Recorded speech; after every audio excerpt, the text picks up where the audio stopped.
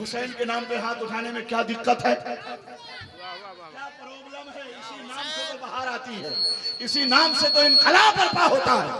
उठाइए या हुसैन कहते हुए उठाइए दोनों हाथों को। मैं उठाना नहीं आता तो देखिए इसे उठाया जाता है बेदार होकर। बोलिए या हुसैन। आप सब पे मैं भारी हूं, मैं रोजाना बोल रहा हूं। आप सब पे भारी क्यों हूं? क्यों हूं भारी? ईमानी कुव्वत मजबूत कीजिए, सरकार का करम होगा। आप हाथों को उठाइए या हुसैन बोलिए। ये जो साहिबे मजार है ना, हुसैन पाक के बेटे है कि नहीं है? उन्हीं के खानदान के। तो बोलिए इनके नाना के नाम पर, इनके दादा के नाम पर या हुसैन। नारे तकबीर। आवाज कम हो रही है, लगता है कि आप लोग बीच में चले जाएंगे, कुछ ना कुछ मुझे लग रहा है नहीं? तो उठाइए, खुल करके उठाइए। न तो तकलीफ होती है, नहीं अफसोस होता है। रजा का नाम लेने से अकीदा ठोस होता है। और जहां तक घोसी की बात है, मैंने हुजूर ताजुल शरिया की हयात में मैंने कता कहा था कि हुसूल इल्म का घोसी से जो आगाज करते हैं उन्हें सदरुश शरिया दहर में मुमताज करते हैं। एक ऐसी जात अल्लामा जियाउल मुस्तफा की है कि जिन पे खुद मेरे ताजुल शरिया नाज करते हैं। तो सब लोग तैयार हैं ना? वादा किया आपने, सुनेंगे तकरीर। तो चलिए मैं हजरत की बारगाह में माइक पेश करता हूं। तुम खड़े होकर नारा लगा दो। ताजुल शरिया का नारा जरूर लगाओगे क्योंकि ताजुल शरिया के खलीफा। नारे का जवाब दे दीजिए। महबूब गौहर साहब हैं और इसकी अव्वलियत भी बिहार को हासिल है। तो बिहार को कई अव्वलियात हासिल हैं। और मुस्लिम पर्सनल लॉ में जब मुदाखलत हो रही थी तो पूरे मुल्क के मुसलमानों को हुकूमत के खिलाफ उभारने में जिस कॉन्फ्रेंस ने सबसे अहम किरदार अदा किया था, सीवान की सुन्नी कॉन्फ्रेंस, वो भी बिहार की सरजमीन पर हुई। तो अल्हम्दुलिल्लाह ये जीते जागते लोग हैं और यहाँ की सुन्नियत बहुत मुस्तहकम है और आला हजरत के दीवाने हैं और बहुत काम यहाँ की सरजमीन से हुआ। आला हजरत की किताबों की इशाअत जिस मर्द कलंदर ने अपनी दौलत सर्फ करके की है, मौलाना अब्दुल वहीद फिरदौसी रहमतुल्लाह अलैह, वो भी बिहार की सरजमीन, पटना की सरजमीन से ताल्लुक रखते थे। आला हजरत के ऐसे आशिक कि जब उनकी तबीयत खराब हो गई और आला हजरत को लगा कि अब बचे नहीं, तो आला हजरत बहुत मसरूफ होते थे, साल में 2 ही 3 सफर होता था। लेकिन आला हजरत ने पटना का सफर किया मौलाना अब्दुल वहीद फिरदौसी के लिए, और मौलाना अब्दुल वहीद फिरदौसी की रूह निकली है और उनका सर आला हजरत की गोद में था। वाह वाह वाह वाह, कितने खुश नसीब हैं वो। और जब कब्र में उतारने का वक्त आया, मौलाना अब्दुल वहीद फिरदौसी को गुस्ल किसने दिया?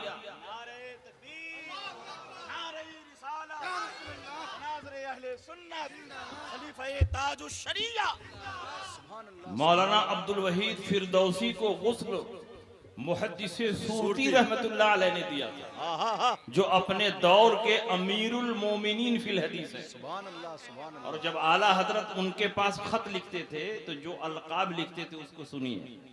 असदुल असद, अल अशदुल अरशद, कंजुल करामत, जबलुल इस्तकामत। बोलिए वाह वाह वाह वाह। ये आला हजरत की जबान है, ऐसे वैसे की जुबान नहीं है कि कुछ भी कह दिया जाए।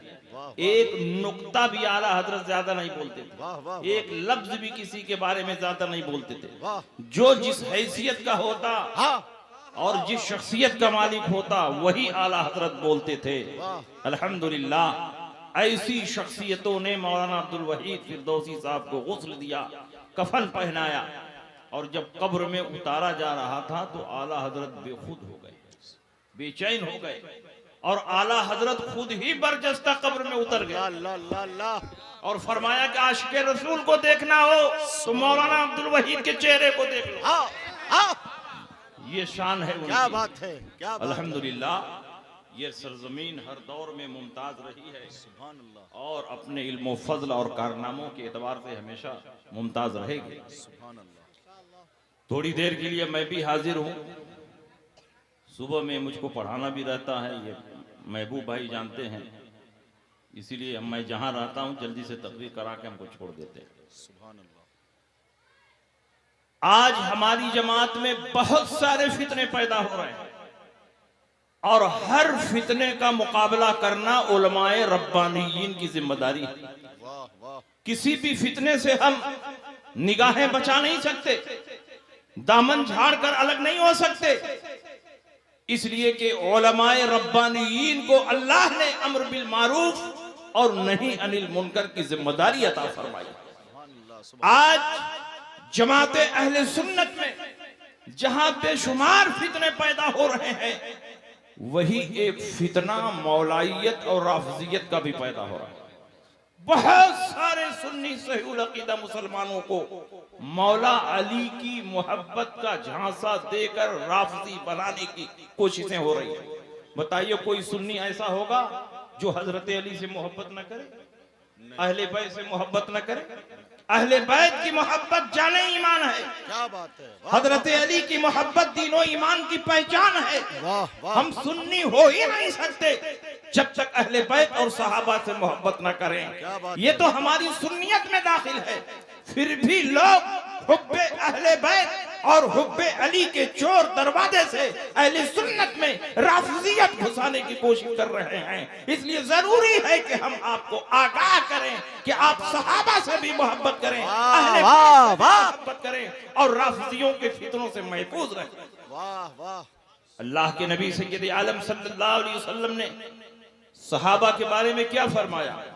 उलाइका अस्हाबु मुहम्मदिन सल्लल्लाहु तआला अलैहि वसल्लम कानू अफजल हाज़िहिल उम्मा अबर्रहा कुलूबन व आमक़हा इल्मन व अक़ल्लहा तकल्लुफन इख्तारहुमुल्लाह लिसुहबति नबिय्यिही व लिइक़ामति दीनिही।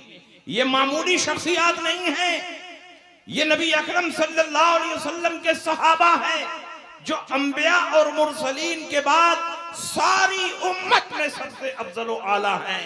इनके कुलूब तकवा और परहेजगारी के एतबार से सबसे ज्यादा है। ये इल्म में सबसे ज्यादा गहराई और गहराई रखते हैं और तकल्लुफाते दुनिया से बहुत ज्यादा दूर हैं। ये वो मुक़द्दस शख्सियत हैं कि अल्लाह ने अपने हबीब की सोहबत और अपने दीन की इकामत के लिए इनको मुंतखब फरमा दिया है। अल्लाह के नबी सय्यद आलम सल्लल्लाहु अलैहि वसल्लम ने सहाबा की अज़मत शान को बयान फरमाते हुए इरशाद फरमाया, ला तसुब्बु अस्हाबी फलौ अन्न अहदकुम अनफक़ा मिस्ल उहदिन ज़हबन लम यबलुग मुद्द अहदिहिम वला नसीफहु। मेरे सहाबा को गाली न दो इसलिए कि तुम मेरे सहाबा के दर्जे पर नहीं पहुंच सकते। अगर तुम सोने का पहाड़ रब की बारगाह में खर्च करो, मेरा सहाबी एक मुट्ठी दो मुट्ठी जौ रब की बारगाह में खर्च करे तो उस जौ पर इतना सवाब मिलेगा कि तुम्हारे सोने के पहाड़ पर उतना सवाब नहीं मिलेगा। नारे तकबीर। अगर तकरीर अच्छी लग रही है तो खुल करके नारे का जवाब दें। नारे तकबीर, नारे रिसालत, सरकारे महसी कॉन्फ्रेंस। सुभान अल्लाह। अल्लाह के नबी सय्यद आलम सल्लल्लाहु अलैहि वसल्लम ने जहां सहाबा की अज़मत शान को बयान फरमाया, किसी सहाबी की तखसीस नहीं की है। कबले फतह मक्का के सहाबा हों, बादे फतह मक्का के सहाबा हों, अव्वलीन साबिकीन में से हों या बाद के सहाबा में से हों, जहां सहाबे किराम की फजीलत को रसूल पाक ने बयान फरमाया है, मुतलक बयान फरमाया है। इसलिए सहाबे किराम के फजाइल वाली हदीसों में अगर सिद्दीक़ अकबर शामिल हैं, उमर इब्न खत्ताब शामिल हैं, उस्मान गनी शामिल हैं, हजरत अली शामिल हैं, तो अबू सुफियान भी शामिल है, तलहा भी शामिल है, जुबैर भी शामिल है, अमीर मुआविया भी शामिल है। इसलिए हम सहाबा के दरमियान तफरीक नहीं कर सकते। हर सहाबी हमारे लिए काबिल एहतराम है, काबिल ताज़ीम है। सुभान अल्लाह, सुभान अल्लाह। और कुरान अजीम में तो जगह जगह सहाबा की अज़मत शान को बयान फरमाया। कुरान अजीम में अल्लाह ने फरमाया, ला यस्तवी मिनकुम मन अनफक़ा मिन क़ब्ल अल-फ़त्ह व क़ातला उलाइका आदम मिनल्लज़ीना अनफ़क़ू मिन बाद वक़ातलू वकुल्लन वअदल्लाहुल हुस्ना। जो लोग फतह मक्का से पहले मुसलमान हुए और जिन्होंने फतह मक्का से पहले जानो माल की कुर्बानी पेश की और जिन्होंने फतह मक्का के बाद जानो माल की कुर्बानी पेश की, दोनों बराबर नहीं हो सकते। फतह मक्का से पहले वालों ने बहुत अजीम कुर्बानियां पेश की हैं, इसलिए उनका दर्जा बहुत बुलंद है। लेकिन एक नुक्ते पर सारे सहाबा जमा हैं, वकुल्लम वअदल्लाहुल हुस्ना। अल्लाह ने सारे सहाबा से जन्नत का वादा फरमा लिया है। जब सारे सहाबा जन्नती हैं तो हम किसी भी सहाबी को दोज़खी नहीं मान सकते। जो किसी भी सहाबी को जहन्नमी माने वो अल्लाह का बागी है, मसलक का दुश्मन है।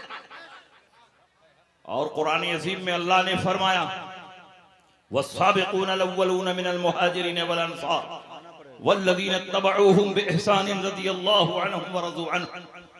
मुहाजिरीनों अंसार में जो साबिक़ीन अव्वलीन हैं और जिन्होंने इखलास के साथ उनकी पैरवी की, अल्लाह इनसे राजी है और ये अल्लाह से राजी है। जिनको अल्लाह अपनी रजा की सनद अता फरमा रहा हो उससे नाराज होना ये शियों का काम तो हो सकता है लेकिन सुन्नियों का काम नहीं हो सकता। इसलिए हम हर सहाबी से राजी हैं और खुसूसियत के साथ हजरत अली करमल्लाहु ताला वजहुल करीम, जब सहाबा के फजाइल बयान किए जाएं तो अली उसमें भी शामिल हैं। जब खुलफाए राशिदीन के फजाइल बयान किए जाएं तो अली उसमें भी शामिल हैं। जब अहले बैत अतहार के फजाइल बयान किए जाएं तो अली उसमें भी शामिल है। नबी के घर वालों के फजाइल बयान किए जाएं तो अली उसमें भी शामिल है। और नबी के रिश्तेदारों और खूनी ताल्लुक रखने वालों के फजाइल बयान किए जाए तो कराबतदारों में भी हजरत अली शामिल है। अशरे मुबश्शरा के फजाइल बयान किए जाए तो अली उसमें भी शामिल है। अली को जितनी निस्बतें हासिल है किसी और को हासिल नहीं है। मगर इन सारी फजीलतों के बावजूद अहले सुन्नत का अकीदा यह है कि पहले खलीफा सिद्दीक़ अकबर है, दूसरे खलीफा उमर फारूक है, तीसरे खलीफा उस्मान गनी है और खलीफा अली मुर्तज़ा। सुभान अल्लाह, नारा लगाइए, नारे तकबीर, जरा जोरदार तरीके से नारे रिसालत, मसलके आला हजरत खलीफा ताजुश शरिया सरकार महसी कॉन्फ्रेंस। जो फजीलत की तरतीब है वही खिलाफत की तरतीब है। वाह वाह। और जो खिलाफत की तरतीब है वही फजीलत की तरतीब है। और जो अपने आप को सुन्नी कहता है उसके लिए लाजिम है कि अहले सुन्नत के मौक़िफ़ पर कायम रहे। और सुनिए, सिद्दीक़ अकबर की खिलाफत बिला फसल पर बुखारी में एक दो नहीं मुतअद्दिद हदीसें मौजूद। मैं एक दो हदीसें आपके सामने बयान करता। जब अल्लाह के नबी सय्यद आलम सल्लल्लाहु अलैहि वसल्लम बीमार हुए, सख्त बीमार, जिस बीमारी में आपका विसाल हुआ, 13 दिन मुसलसल अल्लाह के नबी बीमार रहे। इस बीमारी को मरजुल मौत कहते हैं क्योंकि इसी में रसूल पाक का विसाल हुआ। 13 दिन मुसलसल अल्लाह के नबी बीमार रहे और उसके बाद दुनिया से तशरीफ ले गए। 13 दिनों में 5 दिन दीगर अज़वाजे पाक के पास रहे और 8 दिन अखीर के हजरत आयशा सिद्दीका के हुजरे में गुजरे।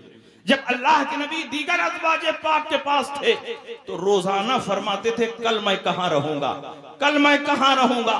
अज़वाजे पाक ने समझ लिया कि अल्लाह के नबी हजरत आयशा सिद्दीका के हुजरे में जाना चाहते हैं तो तमाम अज़वाजे पाक ने जमा होकर कहा, या रसूल अल्लाह, आप जिनके यहाँ जाना चाहते हैं तशरीफ ले चलें, हम सब की तरफ से इजाजत है। बारी का ख्याल न फरमाएं, अपने आराम का ख्याल फरमाएं। अगर हजरत आयशा सिद्दीका के हुजरे में आप रुकना चाहते हैं तो आप रुकें, तमाम बीवियों की तरफ से आपको इजाजत है। अल्लाह के नबी सय्यद आलम सल्लल्लाहु अलैहि वसल्लम हजरत आयशा के हुजरे में जाने के लिए तैयार हो गए। और किस शान से नबी हजरत आयशा के हुजरे में जा रहे हैं। एक तरफ से हजरत अब्बास नबी का कांधा पकड़े हुए हैं, दूसरी तरफ से हजरत अली नबी का कांधा पकड़े हुए हैं और हुजूर अलैहिस्सलाम के पांव जमीन पर नहीं पड़ रहे हैं। हुजूर चलकर नहीं जा रहे हैं, बल्कि हुजूर के पांव के दोनों अंगूठे जमीन पर खिसक रहे हैं, रगड़ खा रहे हैं, जमीन पर खत बन रहा है। इस तरह से अल्लाह के नबी हजरत आयशा के हुजरे में दाखिल हुए। उसके बावजूद भी नबी अकरम सल्लल्लाहु अलैहि वसल्लम मस्जिद नबवी शरीफ में पहुंचकर इमामत फरमाते रहे। लेकिन इंतकाल से 3 दिन पहले जब जुमरात का दिन आया, इशा का वक्त था, अल्लाह के नबी सय्यद आलम सल्लल्लाहु अलैहि वसल्लम की हालत बिगड़ गई। अल्लाह के नबी पर बार बार बेहोशी तारी हो रही थी और आप होश में आ रहे थे, फिर बेहोशी तारी हो रही थी। इशा की अजान हो चुकी थी, जमात का इंतजार हो रहा था। नबी अकरम तशरीफ लाए तो सहाबा को नमाज पढ़ाएं, लेकिन अल्लाह के नबी पर बार बार बेहोशी तारी हो रही थी। अल्लाह के नबी जब होश में आए तो आपने इरशाद फरमाया, 7 मशक पानी से मुझे गुस्ल दो जिसकी बंदिश न खोली गई हो। आपको गुस्ल दिया गया, बेहोशी का असर जायल हुआ। अल्लाह के नबी ने उठने की कोशिश की, लेकिन ज़ौफ़ और नकाहत के सबब उठ न सके, जमीन पर लेट गए। आपने फरमाया मुझ पर पानी डाला जाए, पानी डाला गया, बेहोशी का असर दूर हुआ। अल्लाह के नबी ने फिर उठने की कोशिश की, लेकिन ज़ौफ़ और नकाहत के सबब उठ न सके। बार बार उठने की कोशिश फरमाते रहे और उठ न सके, और जमात में देर हो रही थी। तो अल्लाह के नबी ने फरमाया, मुरू अबा बकर फलयुसल्लि बिन्नास, अबू बकर को हुक्म दो कि वो लोगों की नमाज पढ़ाए। हजरत आयशा सिद्दीका ने फरमाया, या रसूल अल्लाह, इन्न अबा बकर रजुल रकीकुन इज़ा कामा मकामका ला यस्ततीउ अन युसल्लि बिन्नास। अबू बकर बहुत नरम दिल है, कमजोर दिल है, आपके मुसल्ले पर खड़े होंगे तो सहाबा की नमाज नहीं पढ़ा सकेंगे, इसलिए किसी और को हुक्म दे कि वो नमाज पढ़ा दें। हजरत आयशा सिद्दीका के दिल में ये बात चल रही थी कि हुजूर अलैहिस्सलाम की जिस्मानी हालत बता रही है, चंद दिनों के बाद हुजूर इंतकाल फरमाने वाले हैं, कहीं मेरे बाप मुसल्ले पर खड़े हों और हुजूर का विसाल हो जाए तो लोग कहेंगे कि सिद्दीक़ अकबर मनहूस है, नबी के मुसल्ले पर आए और नबी का विसाल हो गया। इसलिए हजरत आयशा नहीं चाहती हैं कि सिद्दीक़ अकबर पर नहूसत का इल्जाम लगे। हजरत आयशा ने फरमाया, या रसूल अल्लाह, किसी और को नमाज पढ़ाने के लिए हुक्म दे। नबी ने फरमाया, मुरू अबा बकर फलयुसल्लि बिन्नास, अबू बकर को हुक्म दो लोगों की नमाज पढ़ाएं। हजरत आयशा ने फिर वही उज़्र पेश किया। नबी ने फरमाया, अबू बकर को हुक्म दो लोगों की नमाज पढ़ाएं। हजरत आयशा ने फिर वही उज़्र पेश किया तो नबी ने पुरजलाल लहजे में फरमाया, मुरी अबा बकर फलयुसल्लि बिन्नास फइन्नकुन्ना लसवाहिबु यूसुफ, अबू बकर को हुक्म दो वो लोगों की नमाज पढ़ाएं, तुम लोग यूसुफ अलैहिस्सलाम की सहेलियों में से मालूम होती हो कि अपनी बात पर अड़ी हुई हो।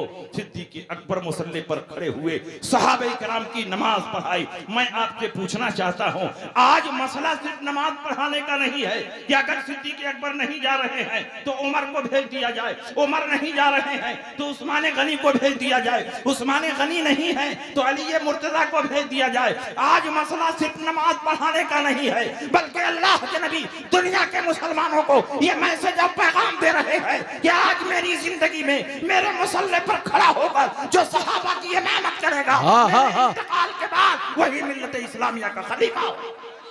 वाह वाह, नारे तकबीर, नारे रिसालत, सरकारे महसी कॉन्फ्रेंस, सुभान अल्लाह। तो अल्लाह के नबी ने सिद्दीक़ अकबर को अपने मुसल्ले पर खड़ा किया और सिद्दीक़ अकबर ने नबी की जिंदगी में 17 वक्तों की इमामत फरमाई। हजरत अली का बयान है कि मैं वहीं पर मौजूद था, मैं गायब नहीं था, मैं बीमार नहीं था, सेहतमंद था। अगर नबी चाहते तो मुझको भी अपने मुसल्ले पर खड़ा कर देते, लेकिन आयशा सिद्दीका बार बार कह रही हैं किसी और को भेजिए, लेकिन नबी फरमाते हैं अबू बकर को भेजो। उसी दिन मैंने समझ लिया कि मसला सिर्फ नमाज पढ़ाने का नहीं, अपनी खिलाफत के लिए किसी शख्सियत के इंतखाब का मसला है। इसलिए आज कोई और नबी के मसले पर नहीं जाएगा, वही जाएगा जो नबी के विसाल के बाद पूरी मिल्लत इस्लामिया का खलीफा हो। हजरत सिद्दीक़ अकबर ने 17 वक्तों की नमाज पढ़ाई। अब आप बताइए, इतना जलसा सुनते हैं, वो कौन कौन सी नमाजें हैं? 17 वक्तों की नमाज कैसे बनी? जुमरात के दिन इशा की नमाज पढ़ाई, जुमा को 5 टाइम जिसमें जुमा भी शामिल है, सनीचर को 5 टाइम, अत्तवार को 5 टाइम, और सोमवार को हुजूर का विसाल हुआ है तो फजर की नमाज अबू बकर ने पढ़ाई। तो 3 दिन 5-5 नमाजें पढ़ाई, और जुमरात को ऐशा पढ़ाई, और सोमवार को फजर की नमाज पढ़ाई। तो कुल 17 वक्तों की इमामत हजरत सिद्दीक़ अकबर ने नबी की मौजूदगी में की है। और एक वक्त ऐसा भी आ गया कि सिद्दीक़ अकबर मस्जिद नबवी में पहुंचने से मुतअखिर हो गए, देर हो गई। तो हजरत उमर इब्न खत्ताब ने चाहा कि इमाम साहब अभी आने में देर कर रहे हैं, तो मैं ही मुसल्ले पर खड़ा होकर के नमाज पढ़ा दो। तो अल्लाह के नबी ने देखा कि उमर आगे बढ़ने की कोशिश कर रहे हैं। अल्लाह के नबी ने फरमाया, ला ला ला या बल्लाहु वल मुस्लिमून इल्ला अबा बकरिन, नहीं नहीं नहीं, अल्लाह को और मुसलमानों को कबूल ही नहीं है सिवाय अबू बकर सिद्दीक के। इसलिए जब सिद्दीक आएंगे तो वही मेरे मुसल्ले पर खड़े होकर नमाज। अल्लाह अल्लाह अल्लाह अल्लाह, सुभान अल्लाह। आप जरा अंदाजा लगाओ, इससे इशारा मिल रहा है कि हुजूर अलैहिस्सलाम खुद अपने बाद के लिए हजरत सिद्दीक़ अकबर का खिलाफत के हवाले से इंतखाब कर रहे हैं। सुभान अल्लाह। और सुनिए, जब अल्लाह के नबी हिजरत फरमाकर मदीना मुनव्वरा तशरीफ ले गए, तो मदीना मुनव्वरा में दाखिल होने से पहले हुजूर अलैहिस्सलाम ने मस्जिद कुबा जहां बनी है, कुबा आबादी थी, वहां अल्लाह के नबी ने 3-4 दिन क़याम फरमाया। और अल्लाह के नबी ने अपने दस्ते मुबारक से एक मस्जिद की बुनियाद रखी जिसको मस्जिद कुबा कहा जाता है। और 4 ही दिन में यह मस्जिद कंप्लीट हो गई। अल्लाह के नबी ने खुद अपने हाथों से पत्थरों को जोड़ा, दीवारें तामीर की, और 4 दिन में मस्जिद कंप्लीट हो गई। उसके बाद अल्लाह के नबी तलाल बदरो अलैना की गूंज में मदीना मुनव्वरा में दाखिल हुए। और आपकी सवारी हजरत अबू अय्यूब अंसारी रज़ी अल्लाह तआला अन्हु के मकान के सामने ठहर गई, और अल्लाह के नबी का मालो असबाब उतारा गया। हजरत अबू अय्यूब अंसारी को मेजबानी का शरफ हासिल हुआ। नबी अकरम सल्लल्लाहु अलैहि वसल्लम उनके मकान पर ठहरे, और उनके मकान के सामने एक लंबी चौड़ी फील्ड थी जिसमें खजूर के कुछ दरख्त थे, मुशरिकीन की कुछ कब्रें थी, लोग उसमें अपनी खजूरें सुखाते थे। अल्लाह के नबी ने फरमाया, मैं चाहता हूं कि इस जमीन पर एक मस्जिद की तामीर हो जाए। अल्लाह के नबी ने पूछा, ये किसकी जमीन है? लोगों ने बताया, 2 यतीम बच्चों की जमीन है। उन 2 यतीम बच्चों को बुलाया गया। अल्लाह के नबी ने फरमाया कि मैं चाहता हूं कि आप लोग इस जमीन को बेच दें ताकि मैं इस पर मस्जिद नबवी की तामीर करूं। उन्होंने कहा कि या रसूल अल्लाह, ये जमीन आप ही की है, बेचने की क्या जरूरत है? हमारे पास जो कुछ है वो सब आपका है, आप इस जमीन को कबूल फरमा लें। अल्लाह के नबी ने फरमाया, नहीं, बल्कि तुम मस्जिद के लिए जमीन बेचो, तब मैं इस पर मस्जिद तामीर करूंगा। यतीम बच्चों ने कहा, या रसूल अल्लाह, हम खुश दिली से जमीन दे रहे हैं, आप जमीन कबूल फरमा लें। वो यतीम बच्चे थे और मस्जिद बगैर पैसे के देने के लिए तैयार हो गए। और आज बड़े बड़े सेठों से मस्जिद मांगी जाए तो वो जमीन देने के लिए तैयार नहीं होते हैं। अल्लाह के नबी ने फरमाया, जब तक तुम लोग कीमत नहीं लोगे मैं यहाँ मस्जिद नहीं बनाऊंगा। जब बच्चों ने देखा कि हुजूर अलैहिस्सलाम कीमत दिए बगैर जमीन पर मस्जिद नहीं बनाएंगे, हम लोग यतीम हैं इसलिए अल्लाह के नबी बगैर कीमत दिए जमीन नहीं लेंगे, तो यतीम बच्चों ने कहा, हुजूर अगर आप कीमत देना ही चाहते हैं तो सिर्फ 10 दीनार अता फरमा दें। और जब सौदा तय हो गया, अल्लाह के नबी ने फरमाया, आए अबू बकर आगे बढ़ो। अबू बकर आगे बढ़े। अल्लाह के नबी ने फरमाया, अपनी जेब से 10 दीनार निकालो और जमीन की कीमत अदा करो। सिद्दीक़ अकबर ने अपनी जेब से 10 दीनार निकाल कर जमीन की कीमत अदा फरमाई। आज मस्जिद नबवी जिस जमीन पर खड़ी है उस जमीन को खरीदने वाला कोई और नहीं बल्कि हजरत सुभान अल्लाह, सुभान अल्लाह, वाह वाह वाह वाह। और जब जमीन की खरीदारी वाह वाह हो गई, वाह वाह वाह वाह वाह वाह, अल्लाह के नबी ने चाहा कि अब संगे बुनियाद का जलसा हो, बुनियाद रखी जाए। तो अल्लाह के नबी ने तमाम मुहाजिरीन और अंसार को वक्त मुकर्ररा पर बुलाया, बुनियाद खोदी गई। अल्लाह के नबी ने बुनियाद का पहला पत्थर अपने हाथ से रखा। सिद्दीक़ अकबर से फरमाया, सिद्दीक तुम एक पत्थर लाओ और मेरे पत्थर के बगल में रख दो। सिद्दीक़ अकबर ने एक पत्थर हुजूर के पत्थर के बगल में रख दिया। अल्लाह के नबी ने उमर से फरमाया, उमर तुम भी एक पत्थर लाओ। और अबू बकर के बगल में रख दो। हजरत उमर ने अपना पत्थर अबू बकर के बगल में रख दिया। उसके बाद अल्लाह के नबी ने उस्मान गनी से फरमाया, ऐ उस्मान तुम भी एक पत्थर लाओ और अपना पत्थर हजरत उमर के बगल में रख दो। तो उन्होंने भी अपना पत्थर हजरत उमर के बगल में रख दिया। अल्लाह के नबी के पत्थर रखने के बाद सबसे पहला पत्थर अबू बकर ने रखा, दूसरा पत्थर उमर ने रखा, तीसरा पत्थर उस्मान गनी ने रखा। ये इशारा है कि नबी के बाद पहला खलीफा अबू बकर होंगे, दूसरा खलीफा उमर होंगे और तीसरा खलीफा उस्मान गनी। सुभान अल्लाह, नारे तकबीर। जरा जोरदार तरीके से, कितना इल्मी मालूमाती खिताब हो रहा है। नारे तकबीर, नारे रिसालत, अज़मत सहाबाए किराम, हजरत अल्लामा मुफ्ती शमशाद अहमद साहब किबला रज़वी, सुभान अल्लाह, जो अपने आप को हजरत अली का जानेसार बताता है, उस पर लाजिम है कि हजरत अली के कौल पर अमल करे, हजरत अली के मसलक पर अमल करे। जब सिद्दीक़ अकबर के हाथ पर तमाम मुहाजिरिन और अंसार खलीफा बनी सकीफा बनी साइदा में बैअत कर रहे थे और सारे मुहाजिरिन और अंसार ने बिल इत्तेफाक हजरत अबू बकर के हाथ पर बैअत कर ली, आपको खलीफा मुंतखब कर लिया। हजरत अली के घर में रसूल पाक का जसद पाक रखा हुआ था, हजरत अली कैसे छोड़कर जा सकते थे? इसलिए हजरत अली उस बैअत वाली मजलिस में शरीक ना हुए, क्योंकि घर के वारिस की हैसियत से तजहीज़ व तकफीन की सारी जिम्मेदारी हजरत अली की थी, क्योंकि वो रसूल पाक सय्यद आलम सल्लल्लाहु अलैहि वसल्लम के घर का एक फर्द थे। इसलिए हजरत अली अपने हुजरे में थे, अल्लाह के नबी सय्यद आलम की देखभाल कर रहे थे, तजहीज़ व तकफीन की जिम्मेदारियां अदा कर रहे थे। अबू बकर ने उनको बुलाया। जब हजरत अली पहुंचे तो हजरत अबू बकर ने हजरत अली के फजाइल शुमार किए। अली, आप रसूल पाक के चचा के बेटे हैं, रसूल पाक के चचाजाद भाई हैं, रसूल पाक के दामाद हैं, खुलफाए राशिदी और आप अशराए मुबश्शरा में से हैं और रसूल पाक के क़राबतदार हैं। आप उम्मत में इख्तिलाफ पसंद नहीं करेंगे। हजरत अली ने फरमाया, खलीफे रसूल आप फिक्र न करें, जब रसूल पाक ने आपको नमाज के लिए आगे बढ़ा दिया है तो कौन है आपको पीछे कर सकता है? कद्दमका रसूलुल्लाह सल्लल्लाहु अलैहि वसल्लम फमनिल्लज़ी युअखिरुका, जब रसूल पाक ने आपको आगे बढ़ा दिया है तो कौन है आपको पीछे कर सकता है? रज़ीना लिदुनियाना बिमन रज़िया बिही रसूलुल्लाह सल्लल्लाहु अलैहि वसल्लम लिदीनिना, हम उस शख्सियत से अपनी दुनिया के लिए राजी हैं जिससे रसूल पाक दीन के मामले में राजी हुए। और हजरत अली ने भी हजरत अबू बकर के हाथ पर बैअत कर ली, उसके बाद हजरत उमर के हाथ पर बैअत की, उसके बाद हजरत उस्मान गनी के हाथ पर बैअत की।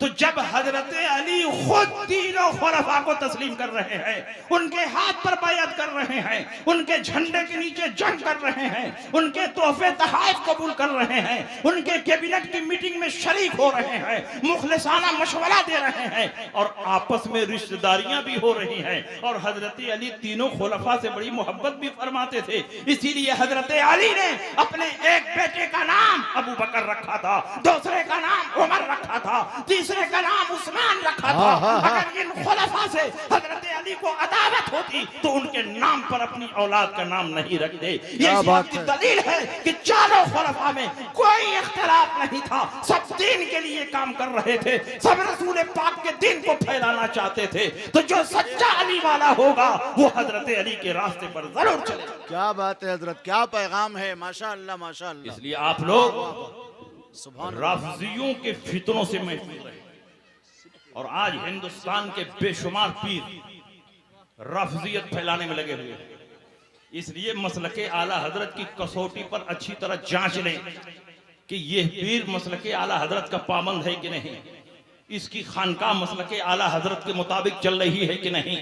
जो खानकाहें मसलके आला हजरत के मुताबिक चल रही हैं वो खानकाहें हमारे सर का ताज हैं, उनके सज्जादा नशीन के कदमों की धूल हमारी आंखों का सुरबा है। लेकिन जो खानकाहें मसलके आला हजरत से भटक चुकी हैं, अब हम उन खानकाहों के अजदाद किराम को नहीं देखेंगे बल्कि मौजूदा सज्जादा नशीन को देखेंगे और उसी के मुताबिक पैगाम जारी करेंगे। जो खानका है मसलक आला हजरत की पाबंद हैं, हम उनके पीछे पीछे चलने को तैयार हैं। उनके सज्जादा नशीन हमारे मुक्तदा और इमाम हैं, और जो खानका है मसलक आला हजरत से भटक चुकी हैं, हमारा उनसे कोई ताल्लुक नहीं है।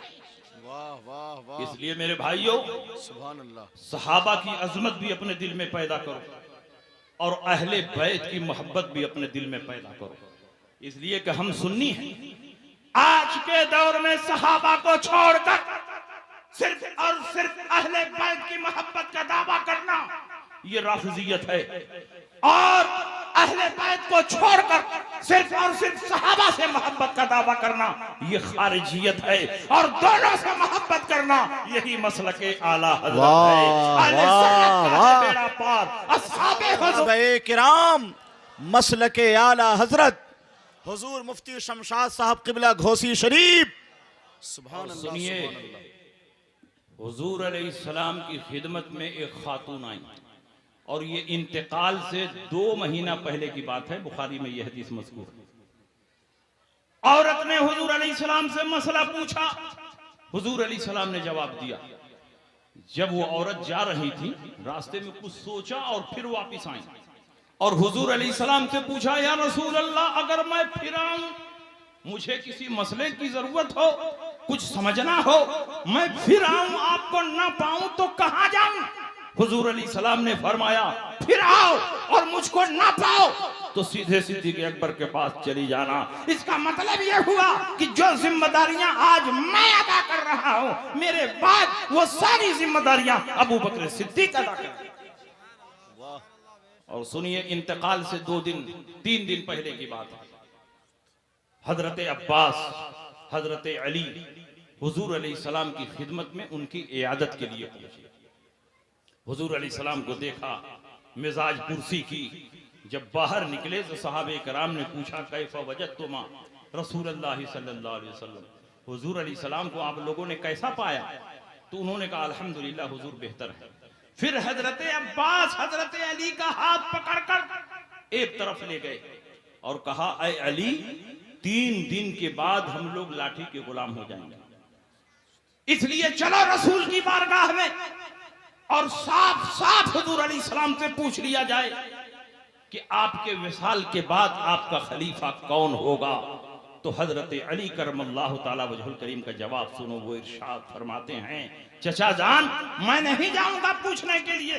अगर मैंने रसूल पाक से पूछा कि आपके बाद खलीफा कौन होगा, और नबी फरमाते कि मेरे बाद तुम नहीं खलीफा होगे, तो मुसलमान कभी मुझको खलीफा नहीं बनाएंगे, इसलिए मैं नहीं पूछने जाऊंगा। हजरत अब्बास ने कहा, चलो पूछ लिया जाए। अली ने कहा, मैं नहीं पूछूंगा। जो लोग मन तुम तो मौला फालियुल मौला हो से इस्तेदलाल करते हैं कि मकामे गदीर में रसूल पाक ने हजरत अली की खिलाफत बिला फस्ल का ऐलान किया था, अगर अल्लाह के नबी ने ऐलान किया होता तो हजरत अब्बास को मालूम होता, अली को मालूम होता, फिर अली ये फरमाते कि पूछने की क्या जरूरत, मकामे गदीर में रसूल पाक ने मेरी खिलाफत का ऐलान कर दिया है। अब कौन सहाबी है जो मेरी खिलाफत की मुखालफत कर सकता है? लेकिन अली फरमाते हैं, मैं नहीं पूछूंगा। इसका मतलब ये हुआ कि घर वाले भी जानते हैं कि मकामे गदीर में रसूल पाक ने अली की खिलाफत का ऐलान नहीं किया था, अली की मोहब्बत का ऐलान किया था, अली की दोस्ती का ऐलान किया था। मन कुंतो मौला फालियुल मौला, मैं जिसका महबूब अली भी उसके महबूब, मैं जिसका दोस्त अली भी उसके दोस्त। अल्लाहुम्मा वाले मन वाला व आदे मन आदा, ऐ अल्लाह उससे दोस्ती फरमा जो अली से दोस्ती करे, ऐ अल्लाह उससे दुश्मनी फरमा जो अली से दुश्मनी करे।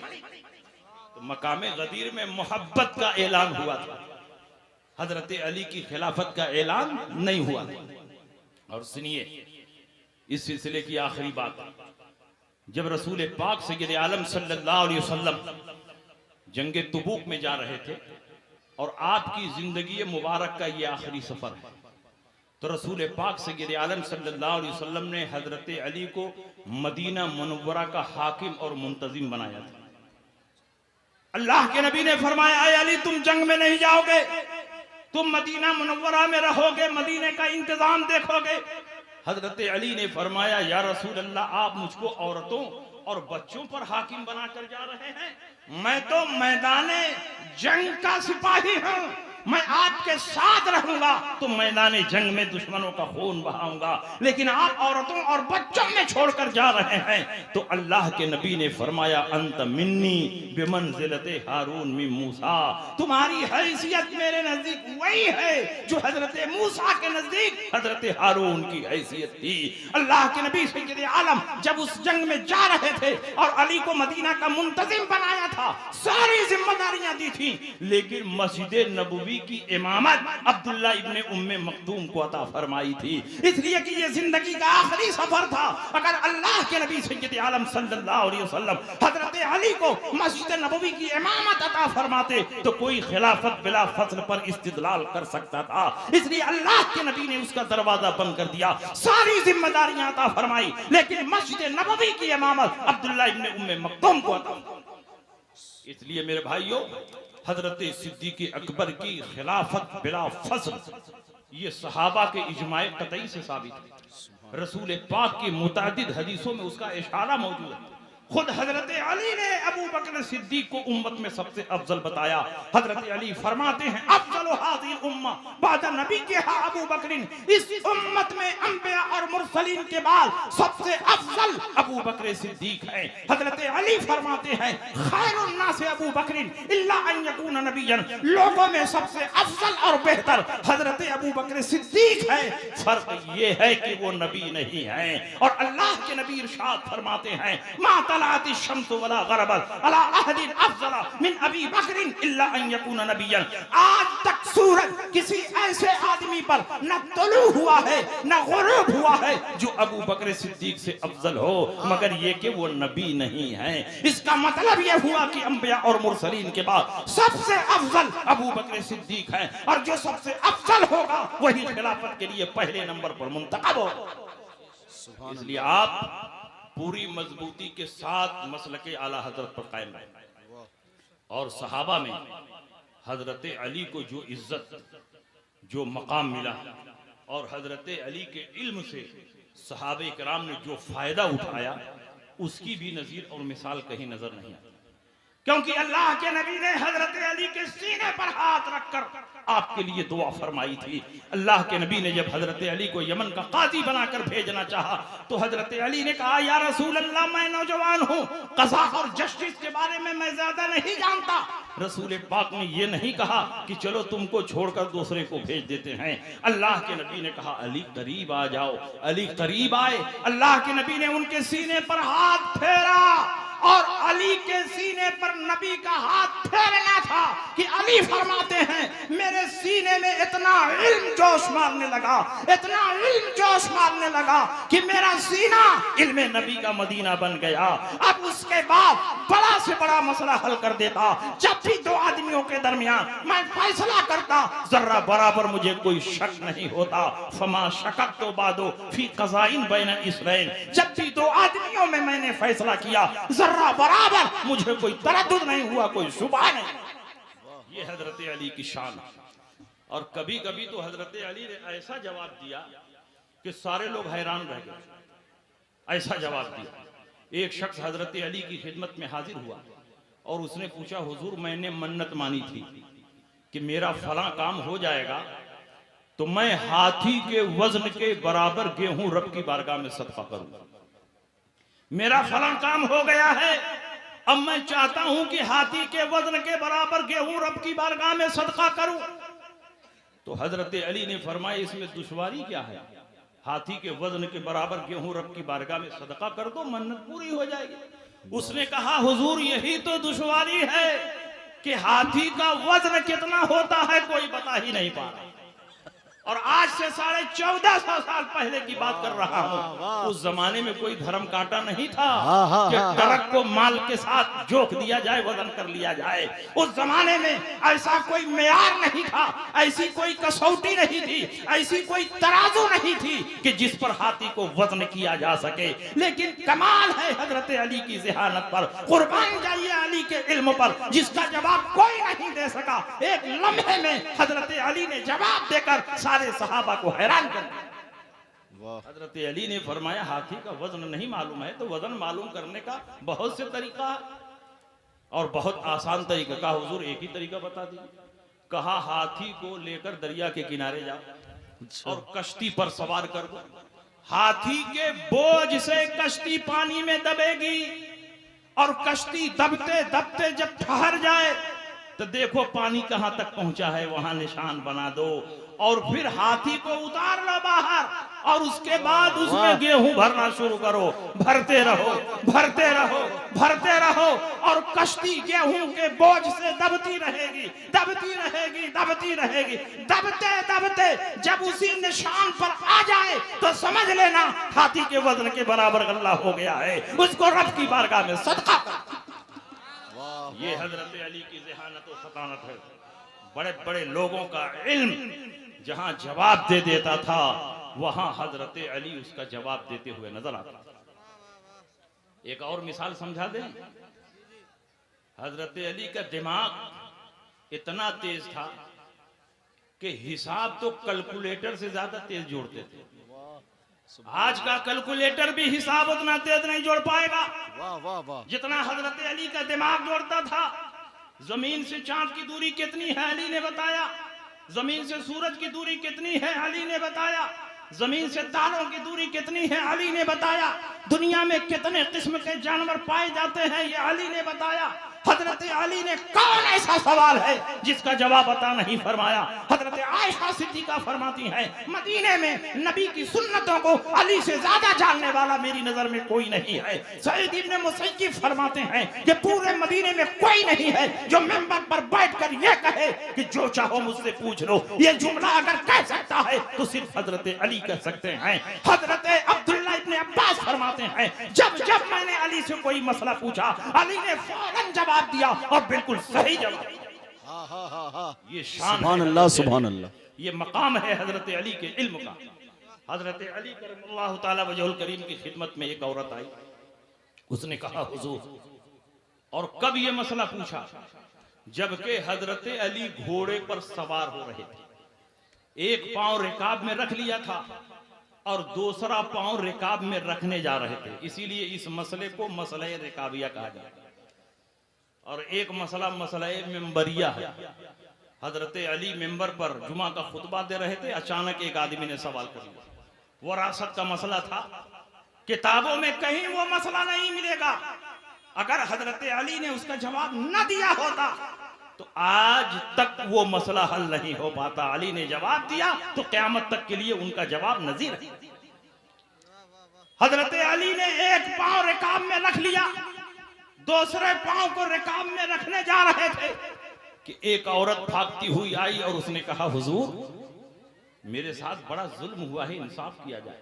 मेरा भाई मरा, 600 दीनार छोड़कर मरा और 600 दीनार में से मुझको सिर्फ एक ही दीनार मिल रहा, 1 दीनार दिया जा रहा है। अगर आज का कोई मुफ्ती होता तो पूछता कि कितने वारिसीन हैं, बताओ जरा जोड़ के मैं देखूं। मरने वाला मरा तो किनको किनको छोड़ कर गया है, उनकी तादाद कितनी है। लेकिन कायनात में एक ऐसा मुफ्ती है जो पूछ नहीं रहा है कि वारिसीन में कौन कौन है, कितने हैं, खुद बता रहा है कि लगता है तेरा भाई दुनिया से गया, एक बीवी छोड़कर गया, माँ छोड़कर गया, चंद बेटियां छोड़कर गया, 12 भाई छोड़कर गया और एक बहन तुझे छोड़कर गया, इसीलिए तुझे 1 दीनार मिल रहा है। औरत ने कहा हुजूर, क्या आप मेरे खानदान को जानते हैं, मेरे भाई को जानते हैं, उसके वारिसिन को जानते हैं? हजरत अली ने फरमाया मैं इनमें से किसी को नहीं जानता, तुझे भी नहीं जानता, आज पहली बार देख रहा हूं। लेकिन यही वारिसिन होंगे तभी जाकर तुझे 1 दीनार मिलेगा, वरना कोई सूरत नहीं है कि 600 दीनार में से तुझे 1 दीनार मिलेगा। क्या बात है। कहा हुजूर जरा डिटेल में समझा दे। तो हजरत अली ने फरमाया देखो तुम्हारा भाई दुनिया से गया, 600 दीनार छोड़कर गया और कुरान के लिहाज से 2 से ज्यादा बेटियां, 2 और 2 से ज्यादा बेटियां जब हों तो उनको 2 ठड मिलता है। 600 का 2 ठड कितना हुआ? 400 बेटियों ने ले लिया और माँ का 6ठा हिस्सा होता है 600 का छठा हिस्सा कितना हुआ? 100 दीनार। 100 दीनार माँ ने ले लिया, 400 दीनार बेटियों ने ले लिया, 500 दीनार तकसीम हो गया। और बेटा बेटी की मौजूदगी में बीबी का 8वां हिस्सा होता है सुमन, और 600 का 8वां हिस्सा 75 दीनार हुआ। तो 75 दीनार बीवी ने ले लिया, 575 बढ़ गया। अब सिर्फ 25 दीनार बचा, और 12 भाई हैं, और हर भाई को बहन के मुकाबले में डबल मिलता है। तो 12 दूना 24, 24 दीनार भाइयों ने ले लिया, सिर्फ 1 दीनार बचा, वही तेरा हिस्सा है। तेरे साथ कोई जुल्म नहीं हुआ है, कोई ज्यादती नहीं है, शरीयत के मुताबिक मिला। मेरे भाइयों, आप सारे सहाबा से मोहब्बत करें, सारे सहाबा से मोहब्बत करें, अहले बैत से मोहब्बत करें। सुभान अल्लाह। हम राफिजी नहीं हैं कि सहाबा की गुस्ताखी करें और अहले बैत की मोहब्बत का दम भरें। हम खारजी नहीं हैं कि अहले बैत की शान में गुस्ताखियां करें और सहाबा की मोहब्बत का दम भरें। एक हाथ में सहाबा का दामन हो और दूसरे हाथ में अहले बैत नबूवत का दामन हो, क्योंकि अल्लाह के नबी सय्यद आलम सल्लल्लाहु अलैहि वसल्लम ने इरशाद फरमाया, मसलो अहले बैती कमसले सफीनत नूहिन फमन रकबहा नजा वमन तखल्लफ अनहा हलका। मेरे अहले बैत की मिसाल सफीने नूह की तरह है, जो उसमें सवार हो गया वो निजात पा गया, जो सवार नहीं हुआ वो हलाक हो गया। अहले बैत को कश्ती नूह से ताबीर फरमाया। और सहाबा के बारे में नबी ने क्या फरमाया, असहाबी का नुजूम बिअय्यिहिम इक्तदैतुम इह्तदैतुम। मेरे तमाम सहाबा नुजूम हिदायत हैं, तुम इनमें से जिनकी पैरवी करोगे हिदायत पा जाओगे। मैं आपसे पूछना चाहता हूं कि सहाबा को नुजूम हिदायत क्यों फरमाया, हिदायत के तारे क्यों फरमाया? इसलिए कि उस जमाने में कुतुब नुमा की इजाद नहीं हुई थी, और जब समंदर की सतह पर कश्तियां चलती थी तो अपनी मंजिल का पता लगाने के लिए वो सितारों को देखते थे, सितारों की रोशनी को देखते थे। सितारों की रोशनी की मदद से ये कश्तियां अपने मंजिल तक पहुंचती थी। गोया अल्लाह के नबी ये मैसेज और पैगाम दे रहे हैं, हलाकत से बचना चाहते हो तो अहले बैत की कश्ती में सवार हो जाओ, और मंजिल मकसूद तक पहुंचना चाहते हो तो सहाबा के दामन को मजबूती से थाम लो। इसलिए आला हजरत इमाम अहमद रज़ा ने हमें यह पैगाम दिया है कि हमारे एक हाथ में सहाबा का दामन हो और दूसरे हाथ में अहले बैत का दामन।